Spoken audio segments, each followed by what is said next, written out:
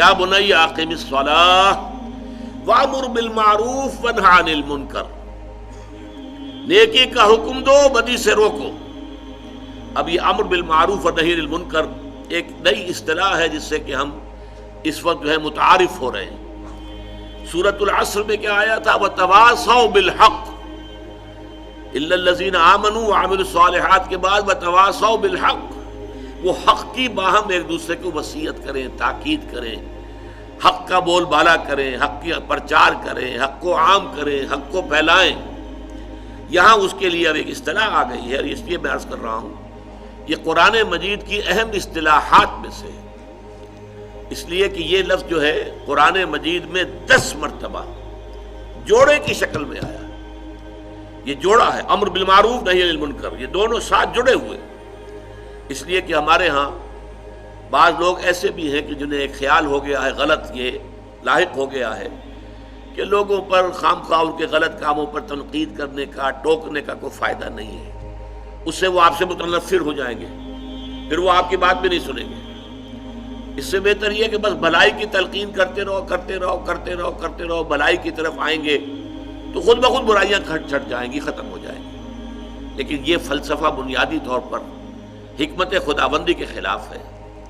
اگر ایسا ہی ہوتا تو قرآن مجید میں 10 مرتبہ یہ اصطلاح جوڑے کی شکل میں نہ آتی، 10 مرتبہ۔ اس لیے میں زور دے کر کہہ رہا ہوں کہ اس کو اچھی طرح سمجھیے کہ یہ اصطلاح ہے نیکی کا حکم دینا، بدی سے روکنا۔ اب یہاں بھی وہ فطرت کی بات آ جائے گی تیسرے درجے میں۔ یہاں نیکی کا لفظ نہیں آیا، معروف کا لفظ آیا۔ معروف کسے کہتے ہیں؟ فطرت کے نزدیک پہچانی ہوئی شے، فطرت جسے پہچانتی ہے کہ یہ اچھی ہے، معرفت کے مانند پہچان ہے۔ فطرت کے اندر جو ہے یہ معرفت اور یہ پہچان، یہ ودیعت شدہ ہے۔ فطرت سرٹیفائی کرتی ہے کہ ہاں یہ کام اچھا ہے، اور فطرت جو ہے وہ فیصلہ کرتی ہے کہ نہیں یہ برا ہے، اس سے اباح کرتی ہے فطرت۔ برائی سے فطرت انسانی جو ہے اگر وہ اپنی صحت پر برقرار ہے، پھر میں عرض کروں گا جو ہے بار بار دہراتا ہوں، فطرتیں مسخ بھی ہو جاتی ہیں۔ غلط کام کرتے کرتے کرتے کرتے کرتے فطرت مسخ ہو جاتی ہے، روح مر جاتی ہے۔ جیسے کہ حضور نے فرمایا مثال دے کر کہ اگر ایک شخص کوئی برا کام کرتا ہے تو اس کے دل کے اوپر ایک سیاہ داغ پڑ جاتا ہے۔ اب اگر وہ توبہ کرتا ہے تو داغ دھل جائے گا، لیکن نہیں کرتا، پھر کرتا ہے برا کام، پھر ایک داغ اور پڑ جائے گا، پھر کرتا ہے، پھر داغ، پھر کرتا ہے، پھر داغ، ہوتے ہوتے پورا دل سیاہ ہو جاتا ہے۔ اور پھر آپ نے اپنی مٹھی بند کر کے یوں دکھایا، پھر دل اس طرح بند ہو جاتا ہے، یعنی اب اس میں کوئی خیر داخل نہیں ہو سکتا۔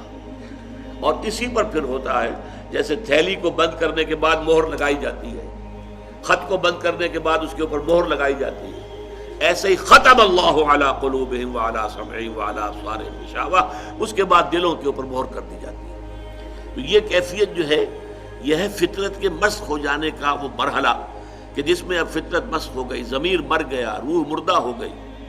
لیکن اس سے پہلے پہلے جب تک کہ ضمیر زندہ ہے، روح میں ابھی زندگی ہے، اے دل زندہ تو نہ مر جائے، مجھے یہ ڈر ہے دل زندہ تو نہ مر جائے، کہ زندگانی عبارت ہے تیرے جینے سے۔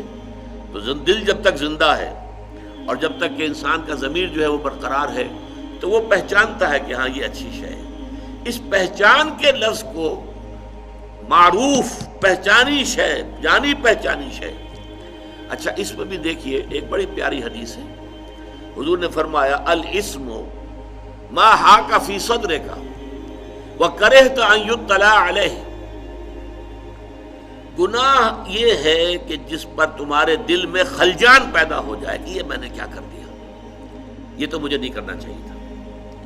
ما حاک فی صدرک، تمہارے دل کا اطمینان جو ہے وہ منتشر ہو جائے، اس میں بے چینی پیدا ہو جائے، خلجان پیدا ہو جائے۔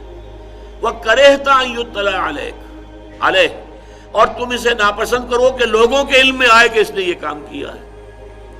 اب یہ گویا کہ دونوں اعتبارات سے انفرادی سطح پر بھی فطرت انسانی جو ہے وہی طے کرے گی کہ کیا اچھائی ہے کیا برائی ہے۔ جو اس کی جانی پہچانی شے ہے وہ معروف ہے، اور جو جس سے وہ اباح کرتی ہے، جس سے انکار کرتی ہے نہیں یہ ٹھیک کام نہیں ہے، برا کام ہے، وہ منکر ہے۔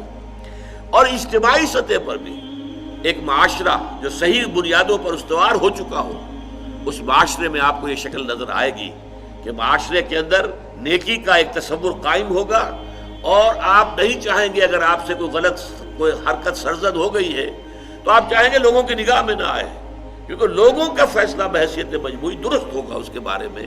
تو گویا کہ یہ ووٹ آف کانفیڈنس ہے in the human nature as well as human society. انسانی معاشرہ بھی صحیح حکم لگاتا ہے.